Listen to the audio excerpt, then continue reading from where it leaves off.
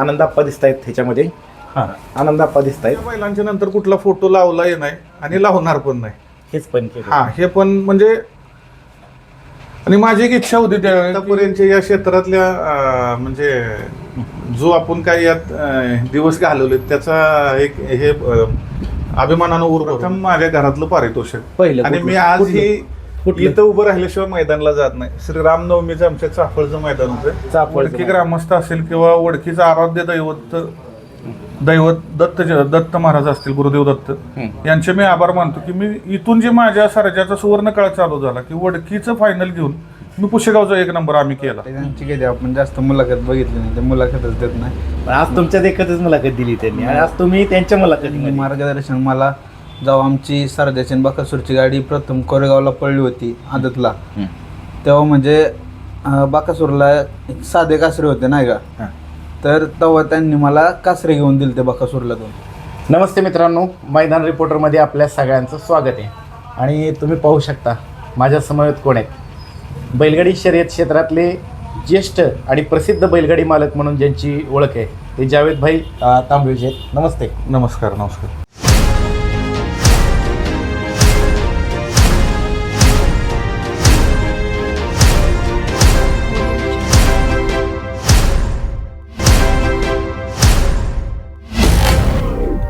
मित्रांनो, आज आम्ही तांबेच्या मैदानामध्ये आलो होतो आणि बाई नेहमी म्हणायचे की तुम्ही या घरी या चहा वगैरे घ्या. आणि मित्रांनो, इथं आल्यानंतरनं घरात आतमध्ये प्रवेश केल्यानंतरनं मन थक्क झालं की घरामध्ये बक्षिसं ठेवायला सुद्धा जागा नाही. आणि बाई नेहमी म्हणतात की मी मुलाखत कुणाला देत नाही, तर ते का देत नाही त्याच्या पहिलं त्याचं कारण सांगा. नाही, असं काय नाही, आपल्याला ते जरा आवडच नाही जास्त, म्हणजे प्रसिद्धीचा अलिप्त राहायचं थोडंसं. प्रसिद्धी जेवढं त्यात तुम्ही जाल तेवढं मग ते वाहत जाता किंवा काही गोष्टीत अडचणी पण तेवढ्या प्रमाणात निर्माण होतात. बरोबर आहे. म्हणजे त्यापेक्षा आपलं क्षेत्र काय आहे, आपल्याला छंद आहे बैलगाडी पळवायचं, आपलं कुठंतरी म्हणजे गावचं नाव झालं पाहिजे, आपल्या डोक्याला 1-2 बोटं गुलाल लागला पाहिजे, आनंद बैलावर गुलाल पडला पाहिजे, ह्यात समाधान. मैदानात भाई बाईट देतात, मात्र घरी बाई कधीच बाईट देत नाहीत. म्हणतात की नको म्हणून आपण मैदानात गुलाल झाला की बाईट आहे की नाही. प्रथमतः मी 2-3 युट्यूबरांची माफी मागतो. ते माझ्याकडे 2-3 वेळा येऊन गेले, पण मी काही त्यांना म्हणजे नाही म्हटलं मुलाखत द्यायला. म्हणजे किती मोकळे मनाचे. आणि आता सुद्धा मी खूप फोर्स केलाय. नाही, फोर्स केला. तुम्ही आमच्या गावात आला होता, आमचं आदरातिथ्य करणं कर्तव्य आहे. मी तुम्हाला चहा घ्यायला बोलवलं, पण तुम्ही त्यातनं पण मला बोलकं केलं. तसा स्वभाव तुमचा मुलाखत घ्यायला एकदम रॉयल आहे. बोलकं करावं लागतं. जर बोलल्यानंतर ना आपल्या भावना पुढं सगळ्या समजतात लोकांना की काय भावना आहेत. भाई, एकंदरीत आता बंदी हटली, नाद आपला आता संपूर्ण महाराष्ट्रभर आता पोचलेला आहे. काय वाटतं हे सगळं पाहिल्यानंतर ना? नाही, आता मी 2002-03 पासून तसा नादात आहे. 2005ला मी पहिला सरजा म्हणून एक बैल घेतला, 10 मे 2005ला. त्याच्यानंतर लगेच जूनमध्ये मी बाहुल्या म्हणून आवारवाडीतून एक घेतला. आणि त्यावेळी म्हणजे बैलगाडी क्षेत्रातल्या यशाच्या शिखरावरचे सर्व जे फायनल असतील ते या दोन्ही बैलांनी मला घेऊन दिले, बाहुल्या आणि सरजा. मुंबई असेल, अखंड मुंबईमध्ये सुद्धा अपराजित जोडी होती. किंवा सरजा बाहुल्यानं जरा दुसऱ्यांना दिल्यानंतर मार खाल्ला होता, पण सरजानं सलग 3 वर्ष अजिंक्य राहिला होता. किती फायनल मारल्या सरजाच्या? बघा, म्हणजे माझ्याकडे वही आहे आज सुद्धा. 125 ते 130 अड्डे केले होते, त्यातले 110 ते 11 फायनल झाले होते. त्यात 95 ते 100च्या दरम्यान 1 नंबर अजिंक्य होता तो.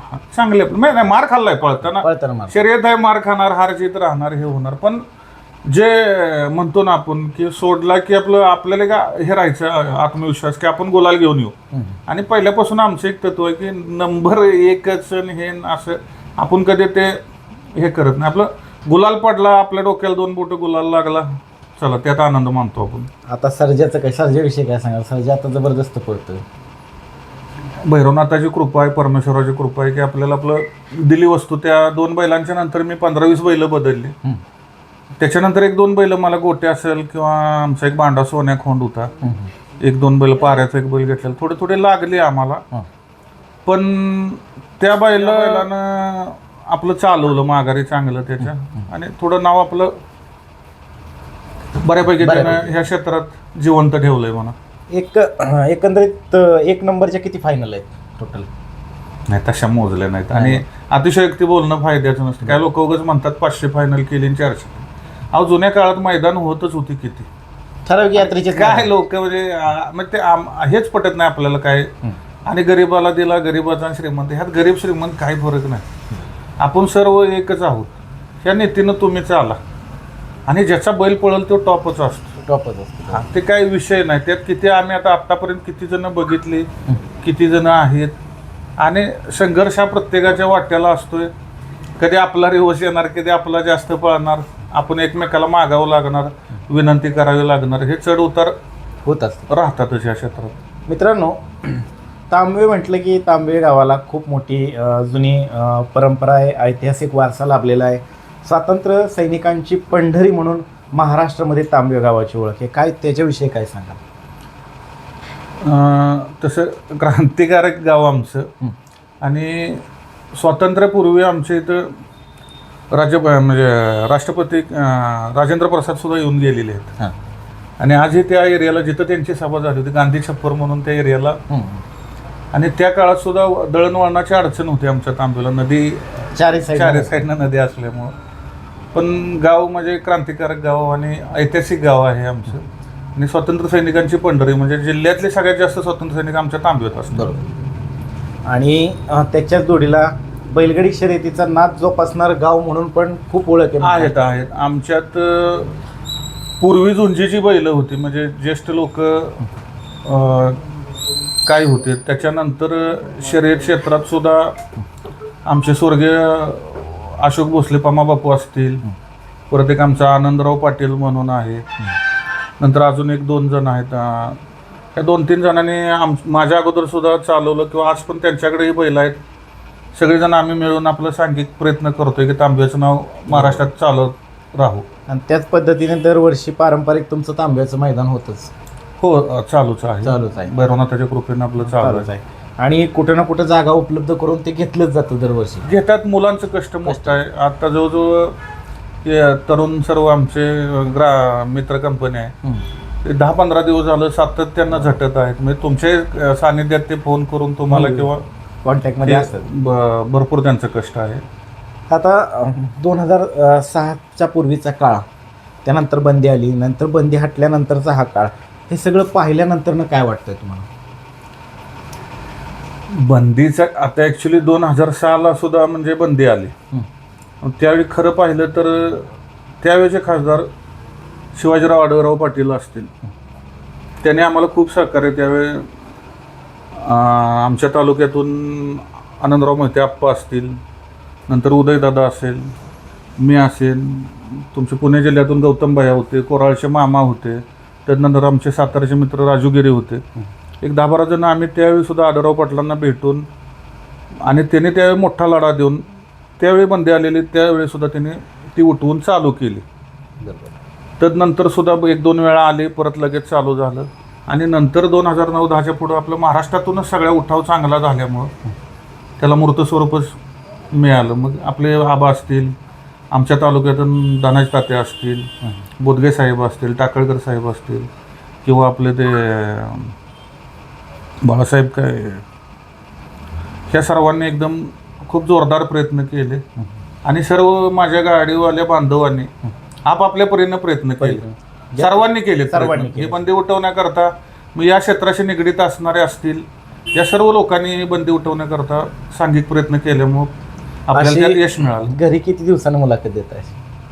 मला वाटतं मी बंदीच्या अगोदर दिली होती केलार काऊवाल्यांना, आणि त्याच्यानंतर आज तुम्हाला, कारण दोघं माझ्याकडे 2-3 वेळा येऊन गेलेत. मित्रांनो, ही जरी घरी मुलाखत असली तरी धावती मुलाखत आहे, कारण की आज मैदान संपूर्ण होत आहे आणि बाईंकडे आम्ही चहा प्यायला आल्यानंतर छोटीशी मुलाखत आम्ही घेणार आहे. आणि बाई, आता हे सगळं पाहिल्यानंतर मागच्या जुन्या काळातला युवा पिढीचा सहभाग आणि ह्या वेळेसचा म्हणजे हा चालू काळातला युवा पिढीचा सहभाग कसं वाटतं तुम्हाला? नाही, तसं आत्ता पाहिलं तर तरुण मित्रांनी खूप मोठं ग्लॅमर आणलं या क्षेत्राला. त्यावेळी एवढे नव्हते, ज्येष्ठ लोक राहायचे, म्हणजे विजार शर्ट, धोतरवाले, टोपीवाले अशी लोक जास्त व्हायची. आणि आता म्हणजे सर्व आपल्या तरुण मित्रांनी या क्षेत्राला ग्लॅमर खूप आणले आणि चांगलं चाललंय. काय मी त्यांना मानलं पाहिजे तसं त्याने खूप ग्लॅमर आणलं या क्षेत्राला आता तरुण मित्रांनी. मागच्या वेळेसचा जुन्या काळातला मीडिया आणि आत्ताचा हा मीडिया कसा वाटतो? तर जुन्या काळात मीडिया हा विषयच नव्हता हो. म्हणजे शब्दाला किंमत, पंचाने एकदा निकाल तुम्हाला दिला की तो दिला. त्यावेळी असं रिव्ह्यू वगैरे घ्या किंवा हे नाही, डोळ्यावरती डोळ्यावरती निकाल. आणि त्या ह्याला लोक म्हणजे शब्दाला पक्की राहत होते, दिला ना आपण चला वळवून पाठीमागे घेऊन जावं. आता हे सगळं पाहिल्यानंतर ना काय वाटतंय पुढं भवितव्य, काय वाटतंय शर्यत क्षेत्राचं? सोनेरी दिवस आहेत. आता बघा ना तुम्ही, ज्याचा बैल पळतोय त्याला म्हणजे बक्षिसं पण मोठे आहेत, अथवा विकणारे आहेत, खरेदी विक्री करणारे. आता कुठं किमती गेल्या, 50 लाख 60 लाख, कोण कोटीला मागतोय. म्हणजे आलंच ना. त्यावेळी आमच्या काळात लाख, 1.5 लाख, 2 लाख, 3 लाख रुपये म्हणजे हायेस्ट किंमत झाली. सध्या सगळीकडे चर्चा आहे डोपिंग टेस्टच्या विषयी. तुमचं काय मत आहे ह्या विषयी, डोपिंग टेस्टच्या विषयी? करणं गरजेचं आहे, पण ते होतंय कुठं? सातत्यात आलं पाहिजे. होते सातत्य आलं पाहिजे. हां. आणि तुम्ही कंटिन्यू करू शकणार नाही. म्हणजे माझं ते पण एक बोलणं, तुम्हाला कुठल्या कुठल्या अड्ड्यात तुम्ही करणार. आता समजा आपण आज म्हणलं, उद्या म्हणलं, रोज ते करू शकणार आहे का तुम्ही? त्याला खर्चिक पण काम आहे. खर्चिक काम आहे, बरोबर. त्याला कुठेतरी काहीतरी काहीतरी व्यवस्थित त्याचा प्रोग्राम आखला गेला. हां, कारण तुम्ही आता रोज मैदानात, समजा मोठ्या मैदानाला करणार आणि मग छोट्या मैदानात काही माणसं का हे होणार नाही का? बरोबर. आणि मला कोणावर टीका करायची नाही, मला कोणावर बोलायचं नाही. बरोबर. जो तो आपापल्या परीनं पाहणार. आणि ते शेवटी कसं आहे, ते तुमचं वैयक्तिक मत आहे की झाली तर सगळीकडेच व्हावी. आता ही सगळी मैदानं पाहताय, बंदी हटल्यापासूनची मैदानं, ह्या वर्षी तुम्हाला मैदानांचा जोर म्हणजे मैदानांची संख्या फार वाटली का? अखंड महाराष्ट्रातच म्हणजे संख्या खूप वाढलेली आहे. आणि तुमच्या आपल्या बैलगाडी क्षेत्राला सोनेरी दिवस आलेले आहेत. सोनेरी दिवस सगळ्यांनाच. व्यावसायिक असतील, ड्रायव्हर लोक असतील, सुट्टी मेकर असतील, बैलगाडा मालक असतील, सर्वांना म्हणजे एकदम सोनेरी दिवस आहेत. आता मित्रांनो, सर्जा कुठं असतो? सर्जा आपलं इथून 500 मीटरवरती शेतात गोठा आहे, तिथं असतो सर्जा. आम्ही सहज भेटायला आलो होतो आणि भाऊ म्हणले की बाई म्हणले की चहा प्या. चहा घेतल्यानंतर वाटलं की थोडंसं तरी एक छोटीशी कोयना बाईट घ्यावी, ती घेतलेली. तुम्ही पाहू शकता हा जावेद भाईंचा सुवर्ण काळ आहे, जो साक्ष देतोय त्यांच्या घरातील वाड्यातील भिंतींवरती. ही त्यांची आजपर्यंत कमवलेली सगळ्यात मोठी संपत्ती आहे. तुम्ही पाहू शकता ह्या मानाच्या ढाली आहेत. हा आनंदाप्पा दिसत आहेत ह्याच्यामध्ये. आनंदाप्पा दिसत आहेत. आणि ऍक्च्युली माझ्या आयुष्यातलं पहिलं मोठं फायनल टोल नाका, मांडवे टोल नाका. बर. वस्ताद चालगोडे पाटलांनी ते मैदान आयोजित केलेलं होतं 2005ला. तिथून म्हणजे सर्जाचं आमच्या जे मोठी फायनल घ्यायचं जुन्या सर्जाचे काळ चालू झाला. तो काळ चालू झाला आणि त्यावेळेस मग हे झालं. आणि हा फोटो आमचा जुना सर्जा, मी 2005ला म्हणजे या बैलाची सर माझ्या कुठल्याही बैलाला येऊ शकत नाही. अथवा म्हणजे मी मरेपर्यंत हे 2 बैल कधी विसरू शकत नाही. माझं एक पण होतं, आता तुमच्या माध्यमातून मी सांगतो. सांगा. माझी बैल ऍक्च्युली 20-25 झाली, पण मी या बैलांच्या नंतर कुठला फोटो लावलाही नाही आणि लावणार पण नाही. हेच पण हे पण म्हणजे. आणि माझी एक इच्छा होती त्यावेळी की ज्या दिवशी दोन्ही बैल 1-2 नंबर करतील त्या दिवशी मी त्यांचा फोटो घरामध्ये लावेन. आणि ती माझी इच्छा त्यांनी फलटणच्या मैदानामध्ये, जे मोठं मैदान जुन्या काळातलं जे पारंपरिक मैदान गणलं जायचं, म्हणजे जसं आज सातेवाडी, कोरेगाव, कुशेगाव किंवा आमचे कोळे असेल, या तत्वावरती तुमच्या विभागातलं फलटण आणि निंबूचं फायनल तुमच्या एरियामध्ये व्हायचं. त्या 2 शर्यती आणि त्या दोन्ही मैदानची माझा बैल विजेता आहे. 1 नंबरचा मानकरी. फलटणला सर्जाने 1 केला होता आणि बाहुल्याने 2 नंबर केला होता. ह्या संपत्तीविषयी काय सांगाल? ही संपत्ती कशी म्हणजे ह्याच्याकडे पाहिल्यानंतर कसं वाटतं घरात आल्यानंतर? आपल्या आतापर्यंतच्या या क्षेत्रातल्या म्हणजे जो आपण काही यात दिवस घालवले त्याचा एक हे अभिमानानं ऊर भरून येतो. आणि मित्रांनो, सरपंच म्हणून किती साली विराजमान झाला होता सरपंच? 2019. आणि किती वर्ष कार्यकाल राहिला तुमचा? 2 वर्ष. 2 वर्ष कार्यकाल होता. मित्रांनो. आणि पुसेगावची मानाची पहिली ढाल कुठली? 2005ला 1 नंबर केला होता महेश देवकरांचा पक्ष आणि सर्जानी. हां आणि नंतर गोट्या आणि रमेश ड्रायव्हर शिराळे यांचा शंकर या 2 बैलांनी तिथं 2 नंबर केला होता ॲक्च्युली, पण आपल्याला 3 पण ते तृतीय क्रमांकाचा मानकरी म्हणून. म्हणजे हे जुनं जर पुसेगावचं हिंद केसरी मैदान व्हायचं त्यावेळेस प्रशस्तीपत्रक पण दिलं जायचं. हा, ढाल फिरती असायची काही वेळा ढाल नसायची, पण प्रशस्तीपत्र नेहमी राहायचं. हे प्रशस्तीपत्रक फार मोठा सन्मान आहे का हो? पुशेगाव मला सांगा ना, प्रत्येक बैलगाडी मालकाच्या आयुष्यातला तो सुवर्णाक्षरांनी कोरण्यासारखा क्षणच आहे ना पुशेगावचं फायनल. मित्रांनो, आणि आता तुम्ही इकडे पाहू शकता, हे बघा, मी तुम्हाला म्हटलं घरामध्ये आल्यानंतर मन एकदम असं हे झालं होतं की बघून की काय सांगायलाच नको, किती ढालीत पा. हे 2005 सालचं प्रथम माझ्या घरातलं पारितोषिक पहिलं. आणि मी आज इथं उभं राहिल्याशिवाय मैदानाला जात नाही. श्री रामनवमीचं आमच्या चाफळचं मैदान होतं, चाफळचं मैदान. आणि ते पहिलं प्रथम क्रमांकाचा मानकरी माहिती आमचा, आणि तिथून मला या क्षेत्रात म्हणजे माझ्या घरातलं प्रथम पारितोषिक हे प्रथम पारितोषिक आहे बघा मित्रांनो. हे सलग हे 3 वर्ष पाटणचा 1 नंबर वगैरे आहे मला. बर. अक्षरशः घरामध्ये थक्क व्हाल तुम्ही. बक्षीस ठेवायला जागा नाहीत, ढाली ठेवायला जागा नाहीत. आणि अजून एवढीच बक्षीस आहेत, वरती पण बक्षीस खूप आहेत. ह्या 2005ला मी वडकीला 1 नंबर आपल्या सर्जानी आणि महेश देवकरच्या पक्षाने. मी त्या काळात पुण्याला जाऊन, कारण तालुक्यातनं पहिली गाडी तिकडे गेली असेल, आणि ती खास करून तुमच्या विभागातले आमचे ज्येष्ठ मार्गदर्शक कोराळचे मामा तानाजी खोमने मामा यांच्या म्हणजे मार्गदर्शनानुसार आम्ही तिथं पोहोचलो होतो वडकीला सुद्धा 2 वर्ष 3 वर्ष आपण राहिलो. बक्षीस ठेवायला सुद्धा हा जुना त्यांचा वाडा आहे, त्या वाड्यामध्ये सुद्धा बक्षीस ठेवायला जागा कमी पडती. जेवढी बक्षीस वरती आहेत तेवढीच त्यांनी पोत्यामध्ये पण ठेवलेली आहेत. 2-3 पोती भरून ठेवलेले आहेत ढालीचे, असं सांगितलेलं आहे. हे पाहू शकता, इकडे बक्षीस आहेत सगळे. आणि एक वेगळाच सन्मान असतो हा का हो. पैसे आता किती रुपये आले असतील या क्षेत्रात आपल्याकडे, भरपूर आले असतील, पण ते राहिले नाहीत ना, किंवा राहू शकत नाही. ही वस्तू बघितली तरी आपल्याला समाधान आहे ना घरामध्ये. बरोबर. वडकीच्या मैदाना संदर्भात काय सांगाल? ते फार मोठं म्हणजे तुमच्यासाठी अचिव्हमेंट होती त्या काळातली 2005 सालची. 5ला म्हणजे त्या काळी ढाली छोट्याच असायच्या. मी तिकडे दाखवल्या, किंवा अजून वरती माझ्याकडे खूप आहेत. जादा से जादा ही साईज राहायची 6 ते 7 इंच किंवा 1 फूट. हो 1 फुटाच्या आतच 9 इंच 10 इंच. हो. आणि त्या काळात आकर्षक चषक कुठे मिळायचे म्हटलं तर ते वडकी. आणि मामा त्या काळात मामाने आम्हाला सूचना केली होती की जावेद तुमची गाडी चांगली पळते, तुम्ही आमच्या विभागात गाडी पुण्याला घेऊन या. आणि मी खास करून वडकी ग्रामस्थ असेल किंवा वडकीचं आराध्य दैवत दत्त महाराज असतील, गुरुदेव दत्त यांचे मी आभार मानतो की मी इथून जे माझ्या सर्जाचा सुवर्ण काळ चालू झाला की वडकीचं फायनल घेऊन मी पुशेगावचा 1 नंबर आम्ही केला. आणि पुशेगाव नंतर सलग 14-15 फायनल आमच्या त्या गाडीनं विजयी जाईल तिथे 1च नंबर म्हणजे सर्जा आणि पक्षाची गाडी करायची.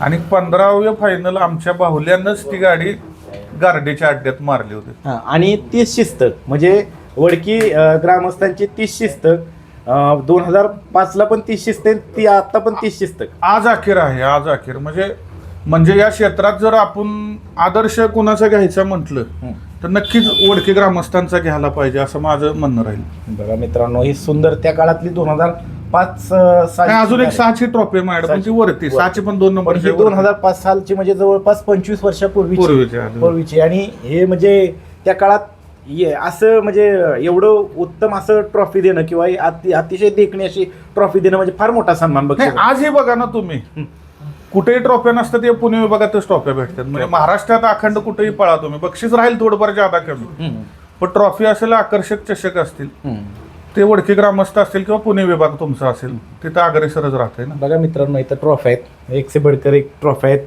जे त्यांनी जे एवढं कष्ट केलेले आयुष्यभर त्या कष्टाची पोचपावती हे प्रशस्तीपत्रक आहे. त्यामध्ये माझं कष्ट म्हणू शकत नाही, बैलांचं सगळ्यात बैलांचं कष्ट सर्व ग्रामस्थ मित्रमंडळी असेल, माझ्याबरोबर आजपर्यंत ज्यांनी मला या नाद जोपासण्यात सहकार्य केलं त्या सर्वांचंच कष्ट आहे हे.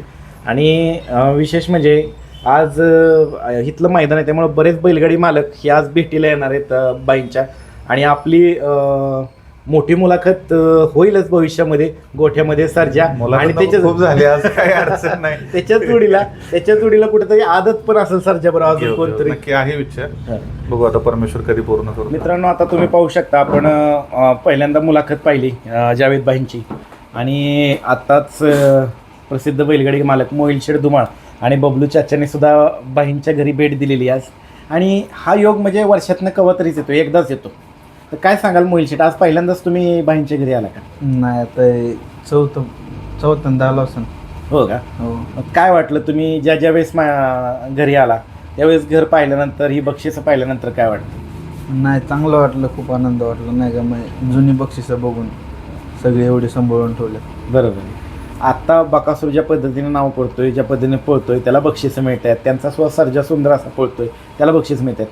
मागची बक्षिसं कशी होती किंवा मागचं जे बक्षिसांची रक्कम कशी होती ती पाहिल्यानंतर तो काळ कसा वाटत, म्हणजे आत्ताचा काळ, त्या काळाची तुलना आणि आत्ताच्या काळातली तुलना काय वाटतं? नाही, खूप फरक आहे नाही का. म्हणजे तेव्हा आपण एवढं बघितलं नाही, पण आत्ताचं बघितलंय सगळं चांगलं. आता रस्ते सुकर झाले आहेत, सिमेंटचे रोड झाले आहेत, त्यामुळे आपण 3-4 तासात कुठेही महाराष्ट्रात कोपऱ्यात कानाकोपऱ्यात पोहोचू शकतो. पण ह्यांच्या सर्जनन बाहुल्यानं जो काळ अनुभवला त्यावेळेस भाई रस्ते कसे होते, दळणवळणाची साधनं कशी होती? खूप अडचणी राहायच्या. लहान पिकअप त्यावेळी, म्हणजे असं फ्लॅट हौदा नसायचा, आणि त्या काळी लोक 15-20 लोक असायचे. मी आता नुसता छकडावरती असला तरी आपले मित्र पोलीस लोक त्रास देतात, पण ते 15-20 लोक वरती असली तरी कुठेही डिपार्टमेंट अडवत नव्हतं. इथून सोलापूर पर्यंत जावा, पुणे जिल्ह्यात जावा, कुठेही जावं, त्याने म्हणजे बैलगाडी एक बाबा आपला आनंदाचा भाग आहे असं समजून ते सहकार्य करत होते. बघा, म्हणजे मोहिल शेठ त्यांनी काय सांगितलं की जुना काळ कसा होता, गाडीत जेवढं म्हणजे किती गाडीत पूर्ण गच्च भरलेली असायची, आणि आता सुद्धा जे मोजकीच लोक येतात बरोबर, आणि आता तुम्ही फास्टमध्ये क्विकमध्ये पोहोचू शकता. पण त्यावेळेस बाहेर सोलापूरला जायचं म्हटलं तर इथे किती वाजता निघायला लागायचं? त्यावेळी आम्ही बघा ना 6 ते 7च्या दरम्यान इथून निघायचो. आदल्या दिवशी नाही, सकाळी. माळशिरसला आम्ही 3.5 ते 4 तासात पोहोचायचो सरासरी. बरं. आणि काय ठिकाणी तर त्यावेळेस म्हणजे मागच्या काही 10-15 वर्षापूर्वी दळण म्हणजे रस्ते पण नव्हते व्यवस्थित, डांबरी रोड पण नव्हते. बरं, थोडं हेच की म्हणजे आता कसं चौपदरीकरण झालं म्हणा, हे झालं, किंवा चांगलं पोचता येते, व्यवस्थितपणा आला. आणि आता तुमच्या माध्यमातून म्हणजे कळायला लागलं सर्व महाराष्ट्राला कुठं मैदान आहे किंवा काय आहे. त्या काळात प्रत्येक मालकाला भेटून जाहिरात दिली जायची. आढावा असायचा का मागच्या जुन्या काळात? आढावा मुलाखत व्हायची का? नाही, मुलाखत वगैरे नव्हती. ते फक्त एकच की बाबा एखाद्या मैदानात अथवा मोठं मैदान असेल तर स्वतः घरी येऊन जे गाड्या मालक आहेत त्या प्रत्येकाच्या घरी ती कमिटी जायची, आणि एक विनम्रपणे विनंती करून बाबा आमच्या मैदानाला आपण उपस्थित राहू. आणि त्यावेळेस पल्ला वगैरे सगळं सांगायचे का, रान कसं आहे, पल्ला कसा आहे, माहिती राहायचं ना. पहिले पण लोक आपण चौकशी करायचो, समजा कुठल्या विभागात मैदान आहे तर तिथल्या लोकांना विचारून कसं आहे. किंवा आता पण आपण जरी तुमच्या माध्यमातून आलं तर तुम्हालाही आम्ही पर्सनल फोन करतो, अथवा तिथल्या स्थानिक गाडा मालकाला फोन करून बाबा कशा पद्धतीने चौकशी करतोच ना. मोहिल शेठ, काय वाटतंय बोलतायत बाई, कसं वाटतंय ऐकल्यानंतर? नाही, चांगलं वाटतंय. त्यांची कधी आपण जास्त मुलाखत बघितली नाही, ते मुलाखतच देत नाही. पण आज तुमच्या देखतच मुलाखत दिली त्यांनी, आणि आज तुम्ही त्यांच्या मुलाखतीमध्ये. नाही, चांगलं वाटलं. असे ज्येष्ठ बैलगाडी मालक किंवा पुढं मार्गदर्शन करणारी काही ठराविक जातो लोक हे शर्यत क्षेत्रामध्ये आहेत, जे असं योग्य मार्गदर्शन करतात. काय सांगाल यांच्या मार्गदर्शनाच्या विषयी? नाही, त्यांनी मार्गदर्शन मला जेव्हा आमची सर्जाची बकासूरची गाडी प्रथम कोरेगावला पडली होती आदतला, तेव्हा म्हणजे बकासूरला एक साधे कासरे होते नाही का, तर तेव्हा त्यांनी मला कासरे घेऊन दिले ते बकासूरला दोन. म्हणजे तेव्हा बसून कळलं की नाही का, तेव्हा बसून चांगलं मार्गदर्शन. मग कधी आपल्याला चुकीची गोष्ट सांगणार नाही, मग कुठं आपलं चुकलं, कुठं काय बरोबर, तीच गोष्ट आपल्याला मग एखाद्या मैदानात मार खाल्ला की संध्याकाळचा फोन करणार, बा अशी तुमची चूक झाली थोडीशी, त्याच्यावरतून मग कायम त्यांचं मार्गदर्शन चांगलं असतं. ही बक्षिसं पाहिल्यानंतर वाटतंय का भविष्यातलं मोहिल तुम्हाला म्हणजे भाई जसे तसे भविष्यात तुम्ही पण असं आपण बी तेवढी नाही, ते बक्षिसं आमच्या जपून पुढे आहेत. ठेवली. नाही, भविष्यात नाही, ते ग्रेट आहेत आणि परमेश्वर कृपेने त्यांची वस्तू महाराष्ट्रात एक नंबर आहे आणि सर्व लोक त्याला देवच मानतात. आम्ही त्याला देव मानतो आणि परमेश्वरानं त्या बैलाला आणखी सुवर्ण काळ असाच जास्त काळ देऊ ही मी माझ्या परमेश्वर चरणी प्रार्थना करीन की आता मध्यंतरी सुद्धा थोडस चूक व्हायची, मलाही खराब वाटायचं. चाच्यांना सुद्धा विचारा की बैल कडनं आला की गाडी जरा फॉल हो काय हो, पण त्यांना विचारा. मी विनंती करून कासरात पहिल्यांदा कुणी एसनीला लावायला लावला त्यांना विचारा. बाईने. म्हणजे बाहेरनं एखादं- बैल आला की मी पहिलं स्पष्ट सांगितलं की मोहितला पहिला कासरा आपल्या बैलाच्या एसनीला तुम्ही ठेवत जावं. हे अनुभव खूप कामाचे आहेत का? नाही म्हणजे आता घरी आता एखाद्या मैदानात आमचा मार खाल्ला की ती संध्याकाळी लगेच फोन करून सांगणार तुमची अशी चूक झाली, मग ती पुढल्या मैदानात आपण सुधारायची. आता मित्रांनो ही छोटीशीच मुलाखत होती पण बरीच मोठी झाली.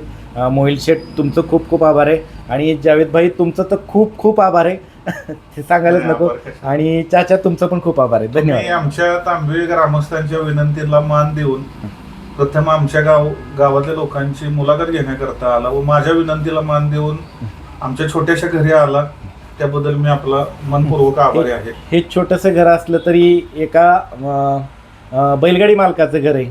ते आमच्यासाठी म्हणजे 5 स्टार हॉटेलसारखं आहे आणि त्याच्यामध्ये बक्षिसं बघितल्यानंतर आम्हाला खूप मोठं समाधान आहे. नक्कीच.